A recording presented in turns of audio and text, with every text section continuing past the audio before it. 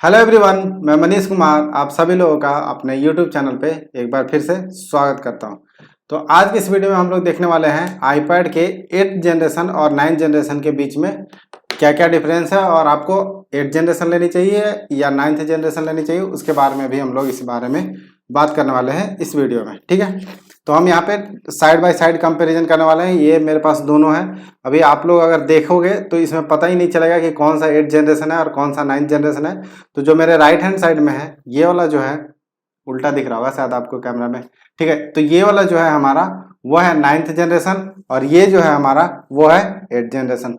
तो physical overview में देखें तो कोई सा भी आपको डिफरेंस नहीं मिलेगा। इवन साइज का भी देख ले तो साइज में भी कोई डिफरेंस नहीं मिलने वाला है, लेकिन इसके अंदर बहुत सारी ऐसी डिफरेंसेस हैं जो कि आप लोग को कंसीडर करना चाहिए खरीदते समय। तो चलिए एक एक पॉइंट के बारे में बात करते हैं और जो सबसे पहले बात करते हैं वो बात करते हैं डिस्प्ले की। ठीक है, तो यहाँ पे देख सकते हैं दोनों को मैंने साइड बाय साइड खोल दिया है। ठीक है, यहाँ पे जो हमारा 9th जनरेशन ये वाला जो हमारा आईपैड है उसमें ट्रू टोन करके एक फीचर दिया गया है। ट्रू टोन का मतलब होता है कि आपका जैसे जैसे एम्बियंट चेंज होगा उस तरह से आप लोगों का ब्राइटनेस और जो डिस्प्ले है वो भी चेंज होती है एम्बियंट के रेस्पेक्ट में। तो यहाँ पे ट्रू टोन हमें दिया गया है, इसमें नहीं दिया गया। ठीक है,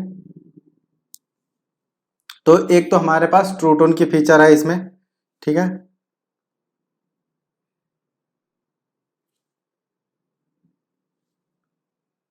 यहाँ पे देख सकते हो ट्रू टोन ऑन करके एक हमें फीचर दी हुई है, इसमें हमें वो फीचर मिसिंग है। तो डिस्प्ले की बात करें तो अगर नीड्स मतलब जो ब्राइटनेस होती है हमारी वो जनरली हम लोग आउटडोर में तो यूज करते नहीं, जो भी करते हैं वो इंडोर में ही यूज करते हैं। तो आउटडोर में तो ज़्यादा करना नहीं है। तो इंडोर में जो 500 निट्स की ब्राइटनेस है वो दोनों में ही एनफ है और दोनों में ब्राइटनेस को लेके कोई चेंजेस नहीं की गई है।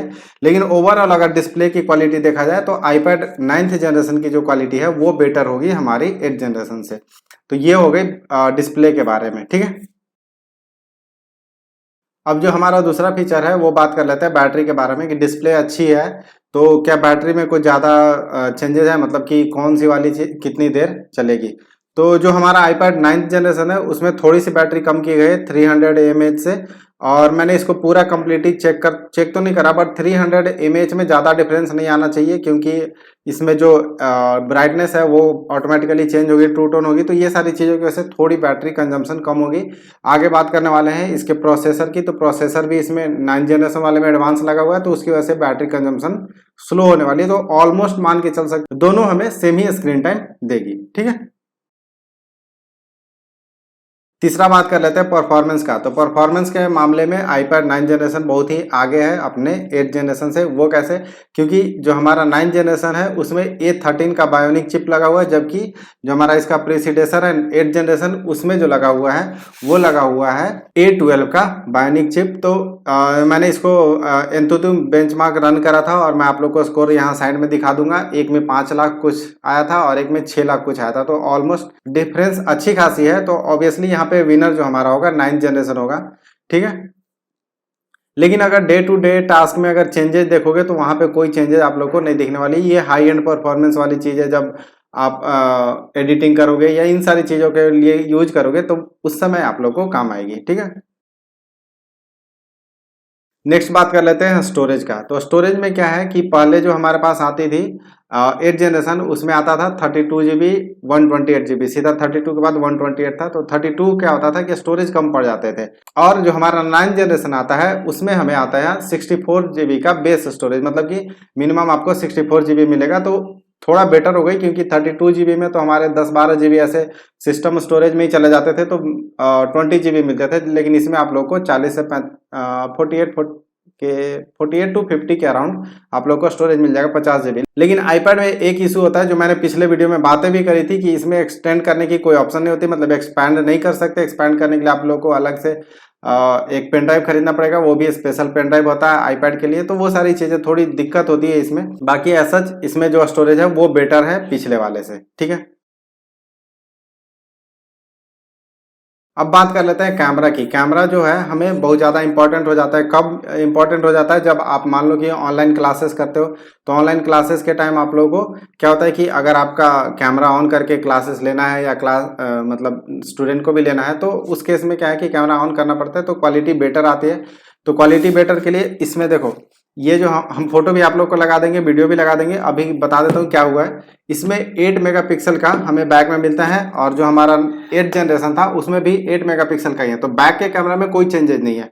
लेकिन अगर फ्रंट के कैमरा की चेंजेस की बात करें, तो यहाँ पे जो है हमें 12 मेगापिक्सल का मिलता है, और यहाँ पे जो हमारा 8 जनरेशन है उसमें सिर्फ हमें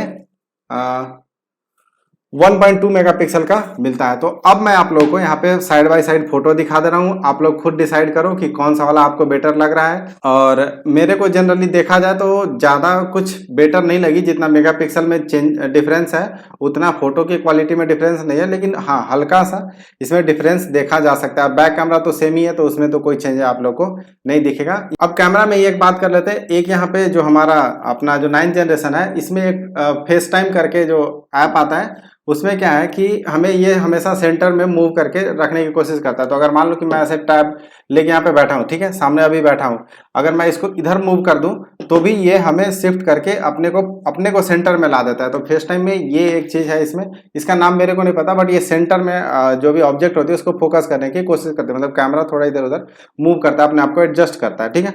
तो ये सारी डिफरेंसेस थी। तो ओवरऑल अगर देखा जाए, तो अगर आप iPad 8th जनरेशन अभी यूज कर रहे हो और 9th में शिफ्ट करने के बस की थोड़ी अच्छी चीजें हैं, और 9th में शिफ्ट करना चाहते हो, तो आप लोग के लिए कोई ज़्यादा मतलब ओवरवेलमिंग डील नहीं होने वाली है। लेकिन अगर कोई खरीदा ही नहीं अभी तक और iPad 8th जनरेशन और 9th जनरेशन में कंफ्यूज है, तो आंख बंद करके आप iPad 9th जनरेशन के लिए जाओ। यहाँ पे सब कुछ लेटेस्ट मिलेगा, प्रोसेसर अच्छी मिलेगी, मतलब सब कुछ बेटर है। तो यही था हमारा वर्डिक्ट कि आप लोगों को अगर आप नया खरीदना चाहते हो तो iPad 9th जनरेशन के साथ जाओ। अगर आपके पास पुराना है और आप अगर अपग्रेड करना चाहते हो तो भी वेट कर सकते हो, क्योंकि बहुत ज़्यादा आप लोगों को परफॉर्मेंस में डिफरेंस नहीं दिखने वाला। मतलब ऑब्वियसली डिफरेंस है, लेकिन जो पेमेंट आप करोगे, आपके पास ऑलरेडी 8th जनरेशन है, तो वो उस कंडीशन में मैं बोल रहा हूँ कि आप लोग को 8th जनरेशन पे भी स्टिक करना चाहिए। एक बात मैं बताना भूल गया था वीडियो शूट करते टाइम।